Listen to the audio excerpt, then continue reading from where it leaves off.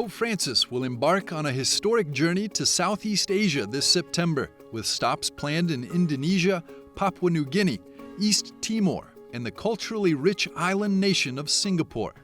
Singapore, known for its vibrant mix of cultures and religions, is a melting pot of diversity, home to approximately 395,000 Catholics. At the helm of the Catholic Church in Singapore stands Cardinal William Goh, appointed Archbishop in 2013 and elevated to the rank of Cardinal in 2022. Well, Your Eminence, I'm so grateful for your time. In an exclusive interview with EWTN News, Cardinal Goh shares insights into Pope Francis's upcoming visit, the dynamics of the College of Cardinals, and the challenges facing the Church in Asia. I'd like to start with a question about yourself. You are a native Singaporean. Yes. Could you talk about your faith journey, especially leading to the priesthood, to being a bishop, and now to being a member of the College of Cardinals? My faith journey is really, from hindsight, when I look at my life, it's really a faith-filled journey, but truly a grace of God. My family is not extremely religious, except perhaps for my mother. But when I was young, being an introvert, instead of joining my fellow classmates to play before class, I would go to the church to pray the Rosary. At the age of 7. At the age of 12, I was praying the Divine Office, although I didn't know what was it all about. And then I joined the altar service. I was also in the Crusaders. And then we started the Rosary Club, where 100 young people would come every evening. In the school, I started also during the recess, they would come to pray the Rosary, 60 of them. Instead of going for their recess, for their food, they came to pray. And then later on, I was very much attracted to this vocation, and I joined the seminary, and then I was ordained. And then I was assistant priest for a few years. And then they sent me to Rome for further studies. I came back. I taught in the seminary for 22 years. I held all the different positions in the seminary, from Dean of Studies right up to as a rector. That was my last position. And then I was appointed bishop. But parallel to what I was doing, I was also appointed as the spiritual director of the Catholic Spirituality Center, besides the charismatic renewer. So I'm very much in the renewal movement. And so I conducted conversion experience retreat. This is this will be the 60th session I've been conducting. And one retreat is about 5 days, staying full time. So my own conversion experience, I must say, came about because I conducted the conversion experience retreat, because I came to really be in touch with the sufferings of people, the real life, the struggles as Catholics, because during that retreat, they will all make I always call it a deathbed confession. They are properly prepared for confession. And it is really heartwarming, and it changed my whole perspective of life. Very different from my life in the seminary as a professor. You're always teaching, you're always reading, and it's more theoretical, but here it really helps me to put theology into practice. And then, So on hindsight, really, when I look back at my life, that God has always been guiding me. Yeah. How did you learn that you had been named a member of the College of Cardinals? Oh, just like just like all the other cardinals, because Pope Francis, his way of announcement is to at Angelus. And so somebody sent me an SMS, saying, your name has been mentioned. I couldn't be bothered, I was so busy preparing a homily. There after that, a few more SMS messages came in. Then I realized that, maybe. Yeah. You had no idea that this was coming, all, obviously. Yeah. Right. What's the experience been like to be a member of the college with all of the responsibilities, but that particular relationship with the Diocese of Rome? Well, certainly as a cardinal, we have a greater responsibility to the Universal Church. But so far, I've just attended only 2 consistory and one meeting, because I'm a member of the Dicastery for Family and Life. That is the connection so far. So I think to be chosen as a cardinal, and I think what the Pope Francis has been doing, I mean, it's a good idea. I mean, it's really helpful the church to be inclusive, to be universal. Mm-hmm. We have cardinals from all over the world, but I think the difficulty, the challenge would be getting the cardinals together to know each other well, especially when the time comes for the voting of the Pope for the conclave. That would be necessary. But presently, I think most of us do not know each other, and not all speak Italian as well. So I think that area of rapport among the cardinals would be necessary for greater communion. Mm-hmm. You mentioned Pope Francis. He's coming to Singapore. Yes. What does his visit here mean? I know that John Paul II was here very briefly in 1986. First, what was that experience like? But then, what are your hopes for Francis's visit? Pope Francis is always popular with many of our Catholics, and I think he is a beacon of hope, beacon of mercy and compassion. That is his forte, really, to try to continue the work of Pope St. John Paul II, Pope Benedict. The theme of evangelization is very dear to the heart of Pope Francis. But his way of evangelization is really to proclaim the joy of the gospel, which includes welcoming people, being with the poor, with the marginalized. So in that sense, he will be able to promote greater unity and strengthen the faith of our Catholics, and also to inspire people of other faiths that the church is not inward-looking, but we are actually at the service of humanity. Mm-hmm. So I believe that his coming will certainly not just inspire and renew the faith of our Catholics, but also people who listen to him and people who are very appreciative of Pope Francis. In fact, the non-Catholic religious leaders here, they are all very appreciative of Pope Francis, and they speak highly of him. Yeah. So he's embarked, and we're reaching the conclusion of this long process of synodality. Yeah. I know that you attended the Synod of Bishops last October. Yeah. What was that experience like? What I liked about that synod was the retreat and the small group sharing, the group sharing. Because in that group sharing, we truly were able to journey with each other, listen to each other without judgment, and accompany each other. Especially when we are among bishops, it's much easier because we understand our own struggles and difficulties and challenges and also aspiration. That's a good thing about the synod, and I think that is the way, not just for the universal church, but also for the particular church, local church, that we need to listen, to journey with each other. I think that is very helpful, so that there will be a greater understanding and communion between the clergy and the laity, so that we walk as one, so that we will truly be coming together as one church. But the synod, I think, that for me is really great. That is the most important thing. I benefit from the synod. But when you have a plenary assembly, where everybody is giving intervention, that becomes a little bit more sensitive. Mm-hmm. Because we are not able to be as open or direct as you wish to be, because for fear that you might offend people who have other views.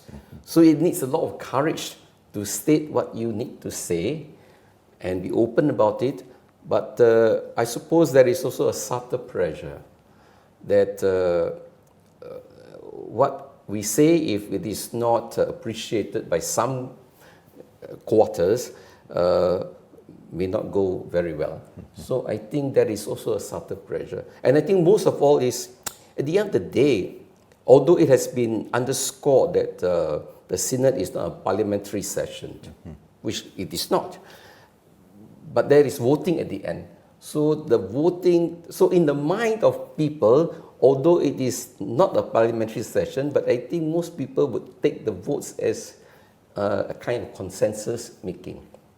Of course, at the end of the day, it's the Holy Father who takes the decision, like what he has done. So I think in the area of consultation, it is helpful for the church, and I think it's very important also for the prelates to listen to also to the laity. But as has often been said, or some bishops are suggesting, perhaps there should be another level where it be really a synod of bishops. After hearing the lay people, after journeying with them, there should be that level of bishop of synods where the bishops can come together, because you cannot, that synod cannot really be considered a theological dogmatic synod, because not all are theologically trained.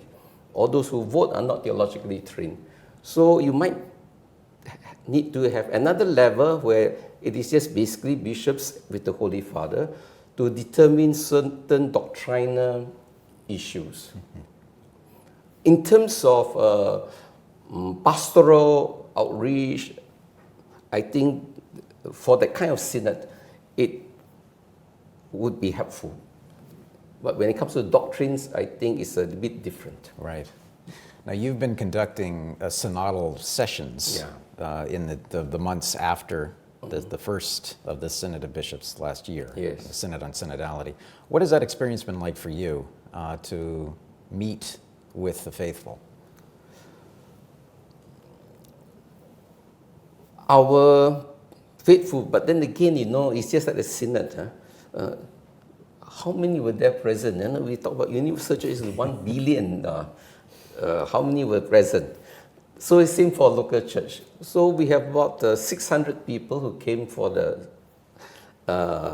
plenary assembly. Of course, before that, we have a lot of this conversation and things like that over online, through the Zoom program and Zoom app. But I think those who have participated found it very enriching. And even for the clergy who have participated, will be able to feel and to identify with the aspirations and the struggles of our people. So I think that journeying is of extreme importance. And so now what we are trying to do is we want to get the priest, the clergy, first and foremost to journey together. They also must learn the synodal process. I think the process is important. The destination is another question, but I think the process must first begin. So now we have already begun with the selected groups of people, those who have responded, organizations, clergy.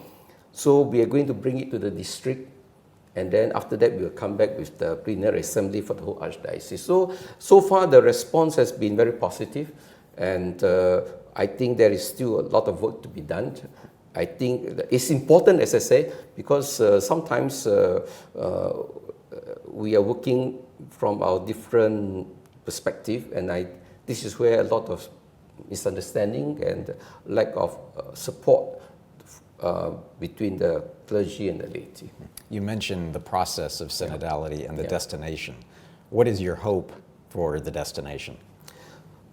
That we be one church, and that our lay people and the priests will work together as one. And they are, I believe, and I think it's also important, which Pope Francis has mentioned, that, and Pope Benedict, that the work of mission is obligation of every Catholic.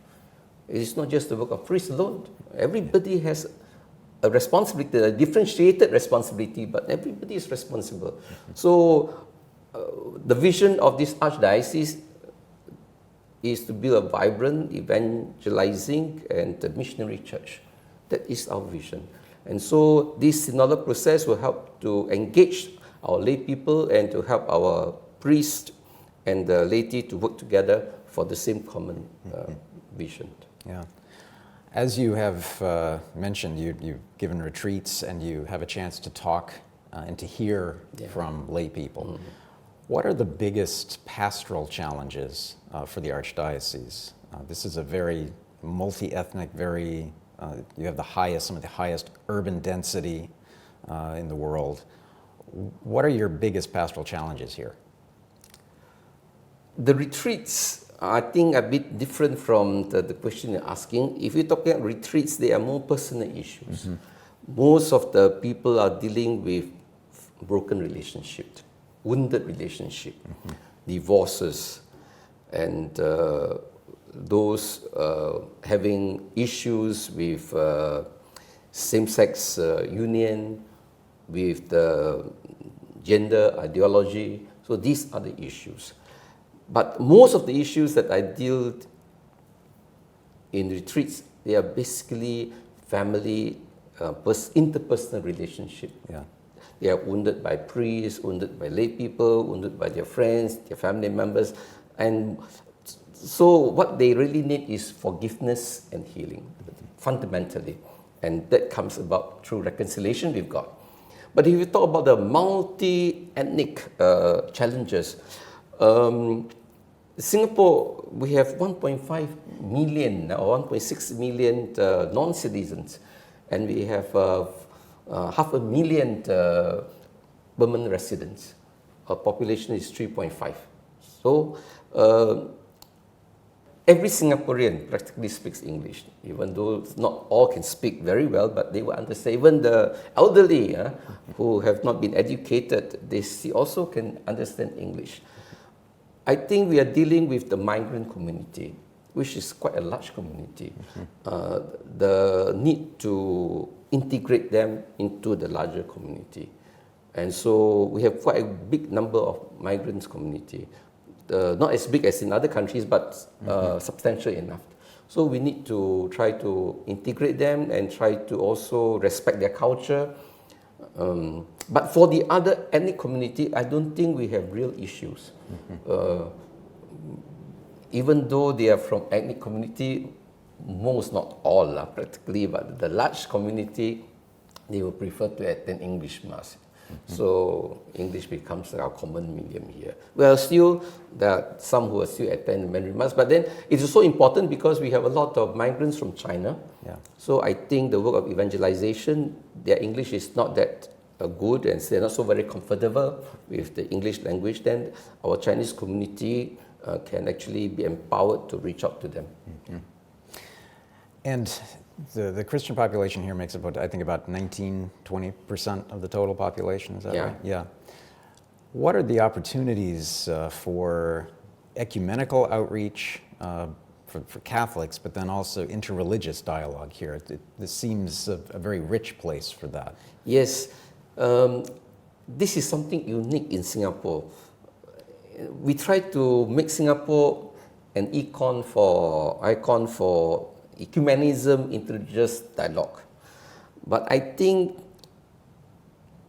and I did share with many people, that it's a bit difficult because for other countries to duplicate what we are doing.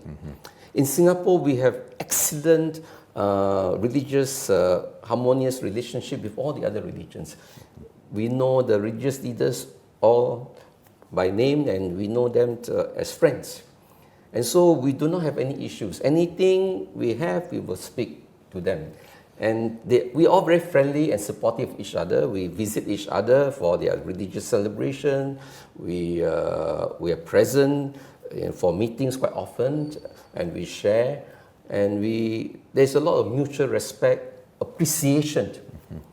And Also, the fact that in Singapore we have a law that forbids anyone to speak ill of another religion, that helps a lot. And so that makes everybody respectful because it's very sensitive. So in that sense, there is already a lot of interfaith sharing among Catholics, among the religious leaders. In terms of ecumenism, we are very good terms with the Christians, and we are supportive of each other. So of course we could do more, but so we have I started an office we call ADEX. It's an Archdiocesan for Interreligious Dialogue and also ecumenism. But our resources are limited, and also my time is limited. I cannot be everywhere. So I try my best according to whatever time that I have to reach out to the Christians and especially to the non-Christians. Yeah. The church here, like the church everywhere, is facing pressures from secularism, relativism. You've spoken about the importance of defending what I think you use the phrase truth and justice. What does that mean? It's important for us that in the face of these secularism, all the isms, individualisms and so on, I think the church has to be truthful in what we proclaimed. I do not believe that we should make the gospel message or dilute the gospel message. The truth has to be spoken because the truth sets us free. But we, of course, truth has to be spoken with charity. That is very important. But I don't believe that we should try to compromise the gospel, and that is my fear, that today even church leaders are compromising the gospel. I don't think Jesus ever compromised the gospel. Even for the adulterous woman, he says, I do not judge you, I do not condemn you, but please sin no more. I think that has to be mentioned. So this is where the importance of truthfulness, mercy, and compassion. Justice is the question of, because you look at the world today, there is so much injustices. So what can we do? In some countries, not in Singapore, because I'm a member of the FABC, in some countries they are being persecuted because of their religion, sometimes because of their race, by political authority. So how do we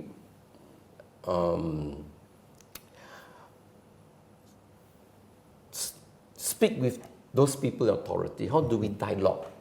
So I think this is where, again, I think Pope Francis, I think his direction is certainly the direction we need to follow. Dialogue, we need to dialogue. We need to listen, we need to dialogue, we need to strengthen trust. Because at the end of the day, we are all for the same goal. Humanity is all for the same goal. We want happiness, but not happiness only, true happiness. We don't want just love, we want faithful, fruitful, loved. Singapore's been described as a kind of bridge between the West and the East. What can Singapore show, and what can this region show to the wider church in terms of harmony, but also the direction that you think we need to go? Actually, Singapore is more in the first world country than the rest. That's why when I attend FABC meeting, FABC, although it's a Federation of Asian Bishops Conference, but actually the whole world is there. Because we've got countries very affluent, some are very backward, and some are poor, some have political issues, some religious suppression. So it's very diverse. So in that sense, a bit difficult. But for us as church, I think Singapore can be a model in terms of how do we remain faithful in our faith in an affluent country. Yeah, because the challenges facing Singapore is basically first world problem. So we could identify very much with Europe. Whereas the problems that Europe is facing is not the problem of Africa or Asia in general. So it is sometimes a continental issue rather than the issue of the universal church. Yeah. So like in Singapore, what I think we can do is really to help to promote religious harmony. That is our strength because of the work that we have been doing. And especially to help governments. In Singapore, the beautiful thing about our government is we see ourselves as a multi-racial, multi-religious country. We are not a secular country. We have a secular government, yes, to ensure fairness, impartiality, and even most of the members in the government, they belong to some faith and they are very staunch in their faith. But I think this is where Singapore can show the way how even in a very cosmopolitan country, very diversely religious country, we can live together. So long as there's respect, sensitivity to each other, then I think we can work together. And Singapore has so many races as well, so many ethnic group of people, we can live together as one. So that for us, I think is a forte for other countries in the world how to live harmoniously. Yeah. But of course, I think you need to have a good government, a strong government to be able to support the work of the religions and all the NGOs. So that relationship between the church and state has to be respectful. Yes. And in Singapore, the state sees us as partners, which is true. We are all partners. We are partners with the government for the same reason, because it's for the common good of the people.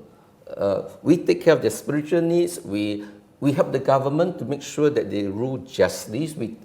We express our views, and the government is very grateful when they have certain issues, moral, social issues. They would they would consult the religious leaders. Of course, at the end of the day, they have to make the decision because it's, it is a multi-religious, racial country. Yeah. Asia is one of those parts of the church, like Africa, where the Catholic population is growing. Yes. Do you see the importance of Asia increasing in this century? And if so, what can the rest of the church learn from Asia as an experience? I know that we're talking about a very diverse set of cultures and countries, but the church does seem to be growing here and is very vibrant. Again, I would see that, and this is my assessment, I think the problem with established Christian countries, like Europe, for example, faith, I think, has become too institutional. Religion has become ritualized. It becomes a routine, becomes a custom even. It is not a personal faith. They don't have this personal encounter with Jesus. In Asia, because many of us are converts, at least for the last 2-3 generations, and to convert from one faith to another, it's not an easy thing, you know.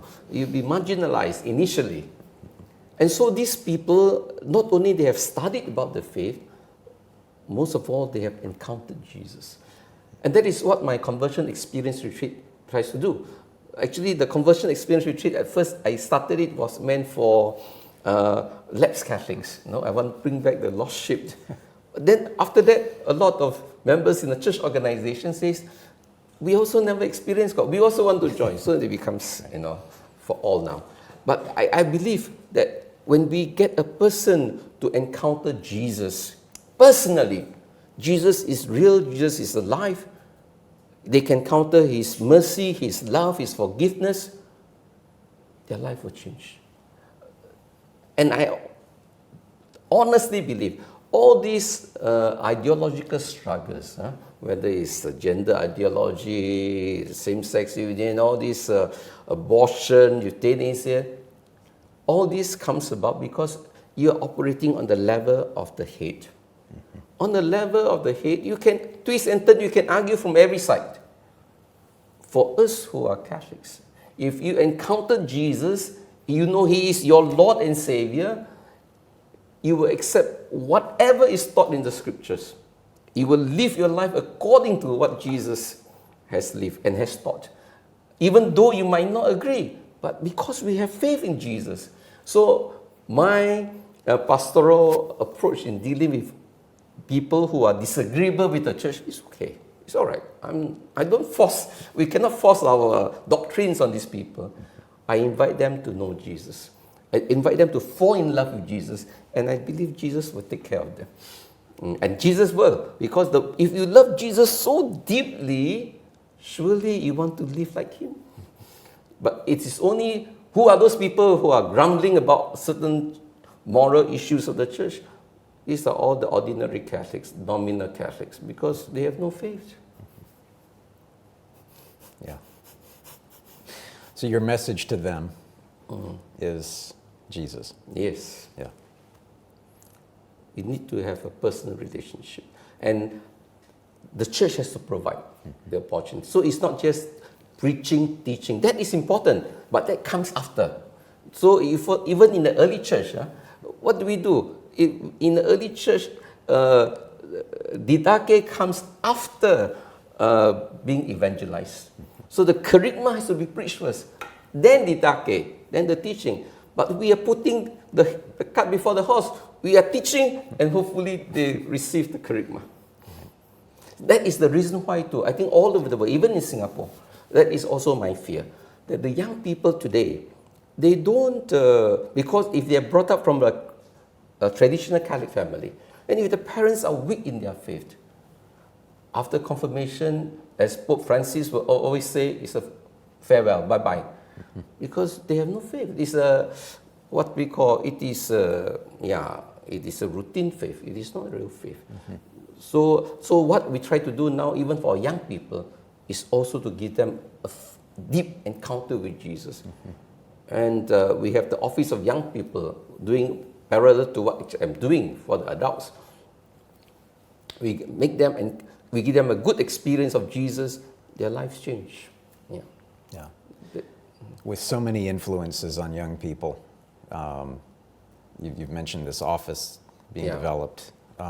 Your message to young people today, what is your immediate message to somebody who's being challenged by social media, by the secular influences? What I feel that is most important for young people, we need to build faith communities. They need to be supported in their faith. And that is the reason why, in order to keep the young people within the faith, we need to help them to form faith communities where they can support each other. So two things for me are critical in helping our young people to deal with all the challenges in the world. An encounter with Jesus, belonging to a faith community, and they will grow. As their faith grows, they will know what to do and how to deal with all these, you can say, challenges in society. And of course, I think there is also an important part to play. After kerygma is a didache, but then also then we need to continue to preach and to teach. One of the reasons why young people have left the church is because they feel that the church, they cannot connect with the church. They cannot connect with the doctrines of the church. And we need to have more theologians, lay theologians perhaps, to be able to be the bridge between the ecclesiastical language and the ordinary language. So now the problem is that we are trained in theology and scripture. We tend to use this kind of ecclesiastical language. For us, it's our, what we call, our cup of tea, we use that language so often that we don't realize the people in the world don't understand what they're talking about. And so we cannot connect with the young people. So I think we need to have a bridge, and this is where all the social media and all these things will try to make it more palatable for young people to understand, to appreciate, and to be able to share with their friends. Well, Your Eminence, the last question I have is on One of the things that's very clear in Singapore is the importance of family. Pope Francis talks about respecting the generations, of having those bridges from the old to the young. What is the secret here? Why is that still so much a part of life here? And what is a lesson there for other cultures to learn? I think generally, not only within the Catholic Church, definitely, generally Asian society, we tend to be focused more on the family. So family, piety, filial piety, all this is very important. But that is also being eroded away because of the Western influence, because of affluence, because of people want to have a better life. They will leave, they will migrate, and parents both are working in order to have a better life. Cost of living is high, so there are a lot of threats against the family, even in Singapore. Although we are trying to protect the family, so we have many. I think we have 11 organizations that deal with family life. Yeah, so we have to work hard at it. I won't say that we are doing extremely well, but because we belong to this Asian culture, that family dimension is always important. But we need to protect it, because I think with affluence, that family is being threatened, and because parents are all working and the children, we have small families, and in fact we are below replacement of the population as well. So, and then the younger people, they are not interested in having families, means commitments, children, their job, their career, their own social time, all taken away. So we are promoting, and the beautiful part is this: the government is working with us all. Right. We have a ministry, we call it the Ministry of Social and Family. And this ministry, they try to promote family life, and the programs that they have are very good programs. So we complement each other, and so we are grateful that the government also sees the importance of growing the family, strengthening our family, and healing people who are divorced and those from dysfunctional family. Well, Your Eminence, I'm so grateful for your time, and I'm looking forward to further coverage, especially with Pope Francis's visit, and to see what happens here in the church in Singapore. Thank you. God bless you and your labors. Thank you. Thank you right. very much.